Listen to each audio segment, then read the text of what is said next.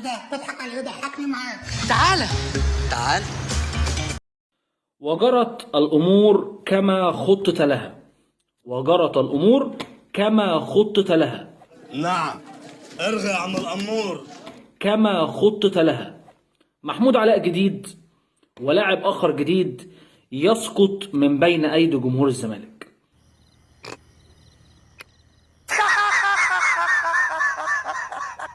زكريا الوردي. زكريا الوردي اسم على مسمى. سقط من بين أيدي جمهور الزمالك. إيه اللي حصل؟ زي ما حصل قبل كده مع محمود علاء. لا انت الكلام الباسخ اللي بتقول. اللي زهقوه في الكورة وفي الدنيا كلها بعد ما كان هداف الزمالك ونجم كبير، وبعد كده خلوه مستر اسيست لحد ما زهق من الدنيا ومن الحياة ومن كل حاجة. واو فانتاستيك. زكريا الوردي أحد أمهر لاعبي خط الوسط في القارة الإفريقية كلها. بس هي ايه هو هيصل في الكلام ولا؟ أول ما جه نادي الزمالك من فريق الرجاء المغربي، فريق قوي جدا اللي ليه تاريخ في القارة الإفريقية، إيه اللي حصل؟ لعيب كان بيلعب خط وسط أساسي في فريق الرجاء المغربي، وكان بيعتمد عليه اعتماد جذري، لدرجة إن حتى جمهور الرجاء نفسه زعل على رحيله. انت بتتكلم جد؟ يتسفح له مستحيل. يتسفح له مستحيل. ما يبقاش الأهلاوية أهلاوية لو سابوه في حاله. ما يبقاش الأهلاوي أهلاوي لو سابوه في حاله. علي النعمة انت بتتكلم صح. طبعا. سيبك في حالك ازاي؟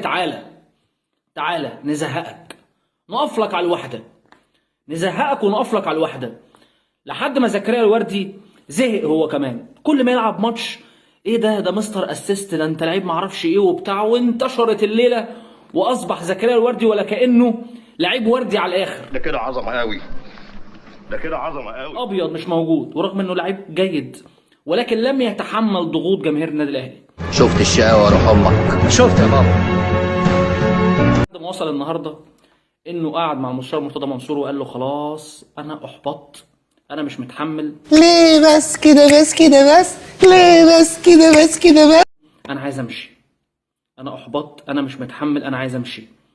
وبالفعل نادي الزمالك ومجلس الاداره يوافق على فسخ العقد بالتراضي مع زكريا الوردي في لقطه حزينه جدا. بنقول له احنا اسفين. تضحك عليه. لا اكيد حضرتك بتقول دعابة. مش بايدينا، احنا عايشين في الاجواء دي على طول. مره محمود علاء، مره اوباما، اي لعيب يتالق عندنا. شيكابالا فتره طويله، النجم الكبير الاباتشي. ده مات وشبع موت.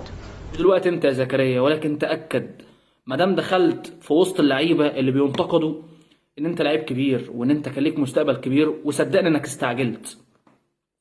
بنعتذر لك على المشاعر اللي وصلتك، وبنعتذر لك على الحاله اللي انت وصلت لها، وان انت زي ما قلت قربت تفقد الثقه في نفسك. كلمه كبيره تاثر فينا كلنا.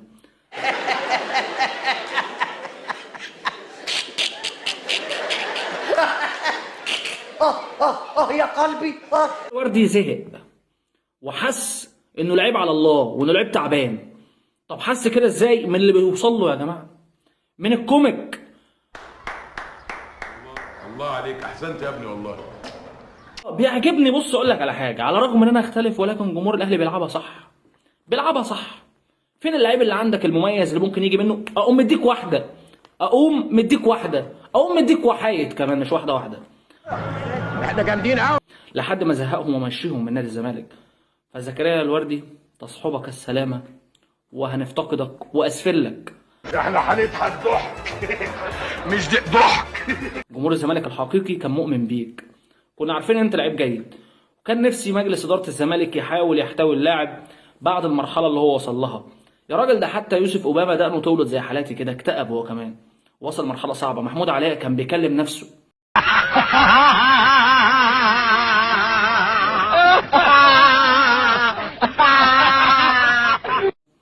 ودلوقتي زكريا الوردي بيقول لك يشعر بالاحباط هو وخمسه اخرون. يشعر بالاحباط هو وخمسه اخرون. الله اعلم هيرجع المغرب يعمل ايه.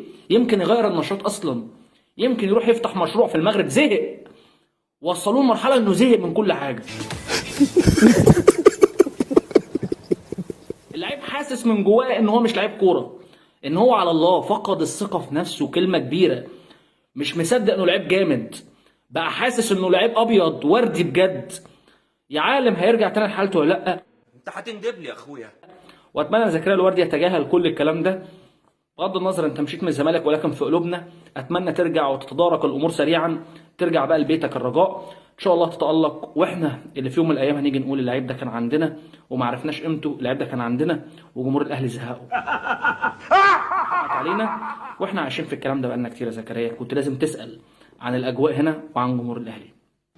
شربتها يا كروديا يا استاذ، هو الزمالك عمره هيوصل للعب الاهلي ولا فن الاهلي ولا روح الاهلي؟